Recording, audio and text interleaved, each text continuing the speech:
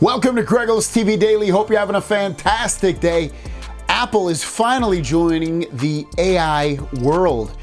When the iPhone 16 launches, the latest from ICE Universe is saying that the iPhone 16 Pro and Pro Max will bring new AI features, turning iPhone from a latecomer to an AI smartphone to an AI leader. And I kind of believe that in a way as well. Usually when Apple does something, they do it pretty cool. One thing I think they won't do is I don't think they'll call it AI. I think they'll have their own name for it.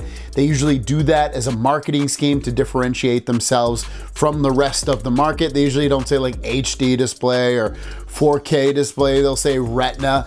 And I expect something very similar when they talk about AI. They'll have something that relates to AI, but it doesn't say the word AI, and they won't use the word AI. They did it with VR. They don't call their stuff VR. It's spatial video, whatever the hell they call it.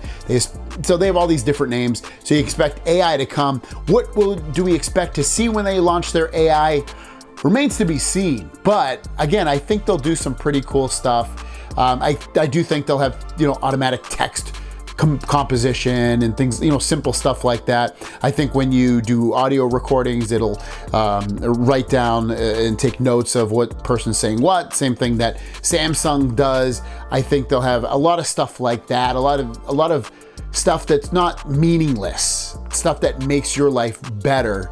And this could be big, and this obviously will push the competition on the Android side as well. Next up, as you can see from the tweet, apparently a Fold 6 dummy unit found on a Korean forum. I don't know how accurate this is. And when we look at it, admittedly, it is very difficult to tell if this is a S24 Ultra or an S25 Ultra dummy, or really is it a Galaxy Z Fold 6 dummy. Well, when you look at it, it kind of looks like a Z Fold 6 dummy.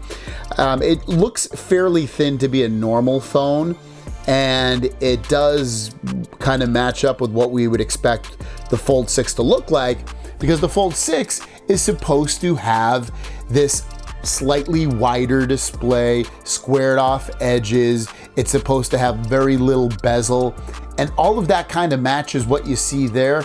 When you look at it also, it kind of looks like it's thick at the top and then gets skinnier at the bottom. And I think that's just the angle of the photo. But I'm gonna go with it probably is a Fold 6 dummy. If I'm wrong, I'll call you, I'll let you guys know. But ultimately, it does look like a Fold 6 dummy, and it's something to look forward to in terms of having that larger outside display with more viewing room and make it more functional when you're using it on a day-to-day basis, because typing on the smaller display and just reading stuff on there is not, at least for me, is not a good experience. Thanks for watching. In the comments down below, let me know which folding phone you think is going to be the best this year. Have a great day, and we'll see you down the road.